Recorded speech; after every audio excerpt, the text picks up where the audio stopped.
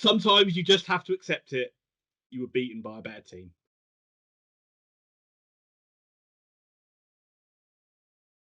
Hello and welcome back to the Oxford United review show. It's Ian and Tom here from Very Biased Opinions, and we are covering Hull City versus Oxford United.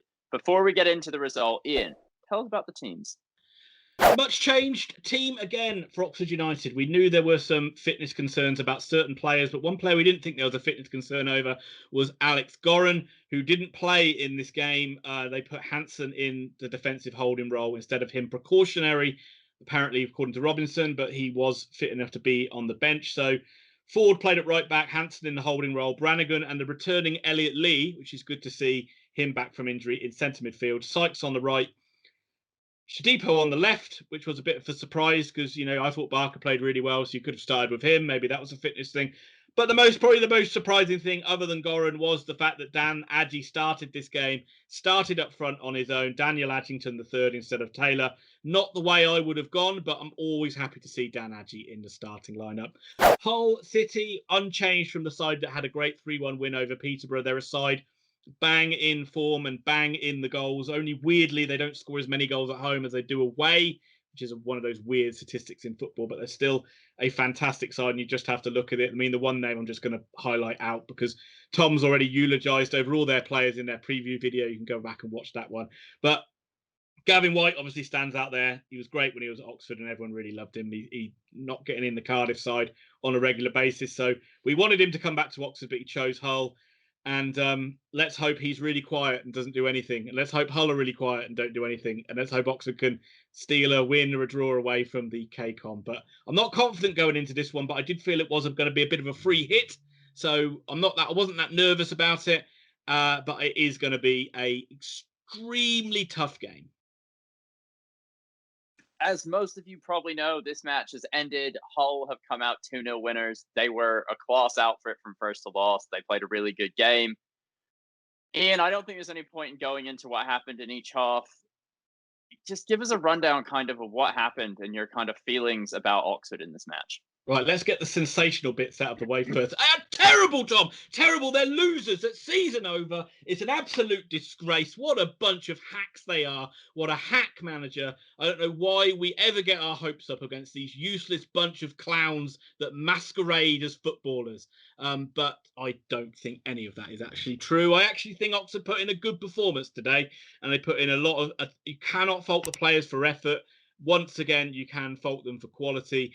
But I think overall, all you just have to say is congratulations to Hull. They were much the better side today. 2-0 at some points does feel like a little bit of a mercy. I felt they looked threatening every time they came forward and caused Oxford a lot of problems today. And they ran out worthy 2-0 winners for me. And especially in the second half, I felt they were much stronger than Oxford. And it felt like only a matter of time before that second goal was going to go in. First half, I felt it was quite even, and I thought Oxford started the game quite well, and they got on the front foot, and Agyei had a chance in behind, which it was a difficult angle, and it wasn't a great shot, and Ingram saved it really easily. But Oxford at least had intent going forward, and they looked good, and they looked like they could cause Hull some problems. Once Hull got in the game, they certainly caused Oxford no end of trouble, and Keane Lewis Potter scored the 2 goals, and he was magnificent all the way through the game, I think. But down the right-hand side, I think that Ford and Sykes linked up really well, and there's times where they got some dangerous crosses in. I think Ruffles got on the end of one of them and made Ingram make a good save. There was one where Sykes got inside and forced Ingram into another good save, which he palmed out to Brannigan, and Brannigan's shooting is all over the place this year. Much as you say, he's normally a player that always gets away with it and never gets criticism, but this guy in front of goal has been useless this season, and it was another woeful display from him, and he should be doing much better in that situation. But we went in 1-0 down. The goal came a absolutely wonderful ball forward. I think it was from Honeyman, but Hull fans, you can correct me, which was deep in his own half, just outside the penalty area. He sprays this long ball out from right to left, which gets right into Lewis Potter's into his arc, really, for him to run onto it. He had the beating of Ford all afternoon. He cuts inside and produces a lovely low shot past Jack Stevens. and they deserved to take the lead. But Oxford were quite competitive in the first half. I will just say the second half, Hull did get stronger. The second goal eventually came. It seemed like so many times Hull were breaking on us through the likes of Honeyman, through the likes of White. It looked like Malik Wilkes just didn't have his shooting boots on today, and it rather embarrassingly seemed to like fall over the ball a few times. I don't know what was going on there, but eventually the second goal came. Oxford defended really well all the way through the match, and it was their defensive unit that did keep the score down. But Lewis Potter got free again. He got to the edge of the box. His shot was deflected off Rob Atkinson past Jack Stevens for 2-0. Look, anybody and no Oxford fan can make a case really to say that Hull didn't deserve this victory, and they absolutely did. And but there isn't really much more to say other than this is probably one of the hardest games we had left of the fixtures. It's over now. We've lost it, but we're still in touch with the playoffs, and we can move on to the Doncaster game on Tuesday night. Are Hull the best team that Oxford have played this season? I'm struggling to think. I mean, I'm struggling to think of a side that was better. I mean, I would say Doncaster played us when we were maybe at our best this season, and they beat us 3-2. But a lot of that came down to sloppiness in the back. I don't think Oxford were bad defensively today at all. I think we limited to the amount of chances that Hull had on goal, and Stevens didn't have too many chances to save, shots to save, and a lot of that came down to the way Atkinson and Moore and Ruffles are just so well drilled at the moment and defend so well. And there was countless times where Oxford put their body on the line and defended second balls really well. But in terms of a threat every time they went forward, I can't think of a better side, really. They really did cut Oxford open a number of times today. I know we talked about this a lot, but the Oxford defence, even though they've conceded 2 goals, looks really strong right now, doesn't it? Yeah, it does. And that is something that absolutely gives you hope in every game going forward. And we're not scoring. At the start of the season, we were crap at both ends, really, weren't we? We were sloppy at the back, and we were Poor up couldn't front. score goals. The lack of goals is coming back now, but the defense is still strong. And that is why we are capable of getting draws against people like Peterborough, getting draws against people like Charlton and Ipswich and stuff like that. So, but this problem in front of goal is not going away.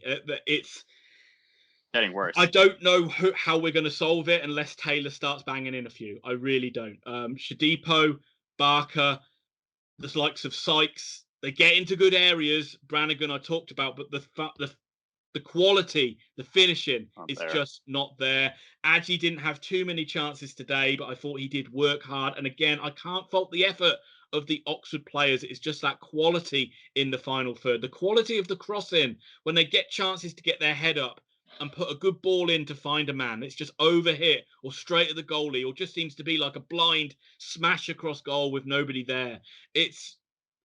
That is a real worry. I'm hoping that Elliot Lee is the one person I look to as a guy that might be able to unlock a defence.